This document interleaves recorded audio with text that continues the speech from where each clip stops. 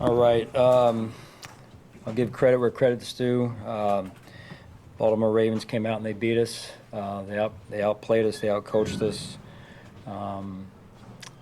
And we've got to identify the problems and get them fixed. And winning the line of scrimmage was a challenge for us tonight consistently. And if you don't win the line of scrimmage, and that's a whole team thing, not just the O-line and D-line, but overall we've got to do a better job up front, O-line and D-line, and then collectively as a team winning the line of scrimmage. So I thought Josh was moving off the spot quite a bit tonight.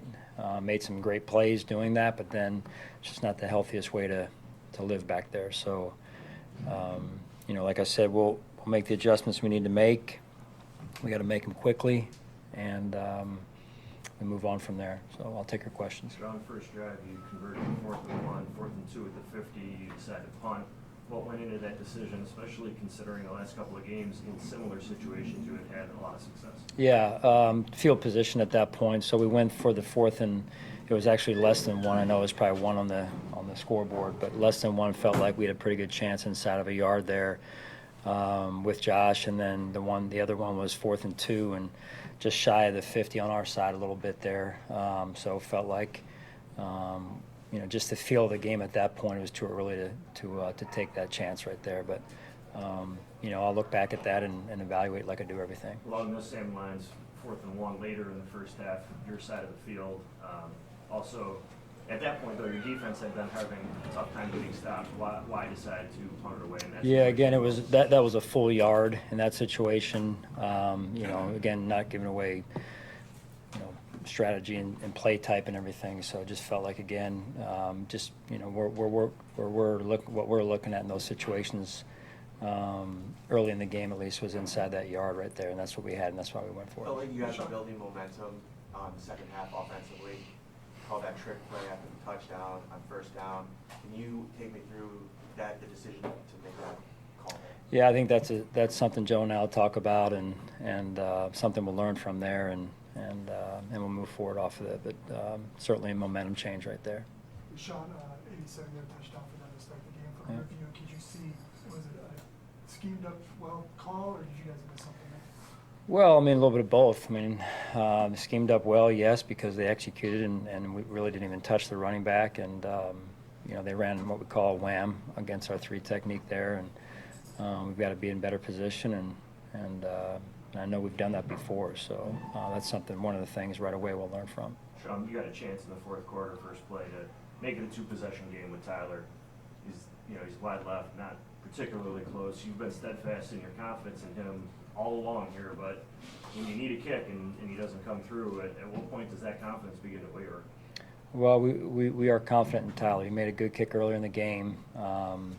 Does he need to make that kick? Absolutely, and he'll continue to work on those. So we've got a lot of areas to improve on, that being one of them. And like I said, we fly back. We're starting to work on them right away. What did they do defensively to put so much pressure on Josh? Well, I think it was a combination of 4-man rush and then some pressure, some blitzing as well. Seemed like we were getting. We could not get into a rhythm enough offensively, and then in particular in the high red, some of the fringe area, they were either pressuring or getting pressure with their 4, and some of the drives that we did have, in fact, were stalling out there. Keon had one in the first half, looked like maybe went through his hands that he probably wants back, but he did make a couple of tough contested catches in the second half. What did you take away from his game? Yeah, he's learning. He's learning, and he's new to the NFL, new to how physical the game is out on the perimeter.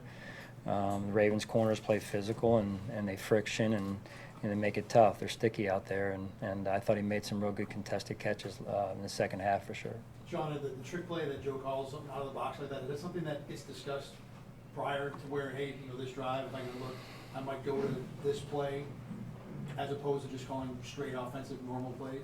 Most of the time not. Most of the time it's during the week we talk about it. So again, that's something that Joe and I will discuss at length, and I'm sure he wants that call back. I do as well, and we'll learn from that and move forward. What went into the decision to go with 3 linebackers kind of in the second quarter there? Well, personnel. When they were in a certain personnel group, we played more of a bigger lineup than being in nickel. They work the screen game quite often. Yeah.